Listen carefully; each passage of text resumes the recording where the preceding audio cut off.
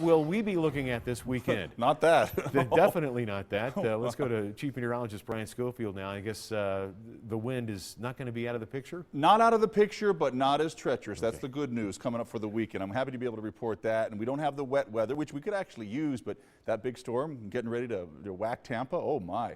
Okay, peak gusts today. So far around the valley, we've hit that 40-mile-per-hour threshold. Not a lot of locations have hit the 50-mile-an-hour one, mostly in the mountains, as we suspected, and that's the way it stands for now. So I suspect, even though the high wind warning goes on through about 8 p.m., I suspect that will be allowed to expire for later on tonight as the winds come down a little bit. There will still be a wind element in for tomorrow, probably no advisories in for tomorrow. It'll just fall below that. But the big story tomorrow will be the temperatures. I'm going to show you those coming up. Either way, by Sunday, maybe just breezy and just barely breezy through Monday and Tuesday. So we actually, especially by tonight, we'll see the winds calm down quite a bit. They will die off. I'm happy to say that. Camera's still shaking around.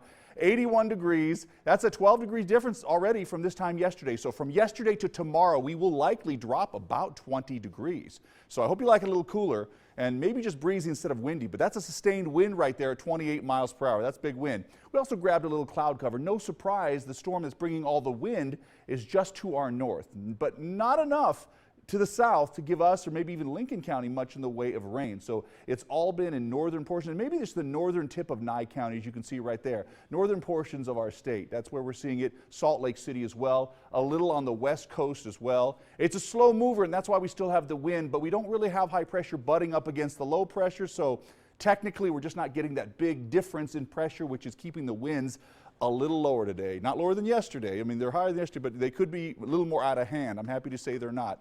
So what's going to happen is we're going to drop the big drop for Saturday. Then we're going to hold on to that pattern through Sunday. And then temperatures are going to continue that way through Monday, Tuesday, and really most of next week.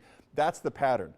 Can't wait to show you tomorrow's highs. Okay, yesterday 94. Just keep that in mind. Bam, right there. How about 74, 75? We've actually lowered them to reflect the current trends. So that's the way it starts out. Then for the weekend, we hold on to that remaining pattern of 70s.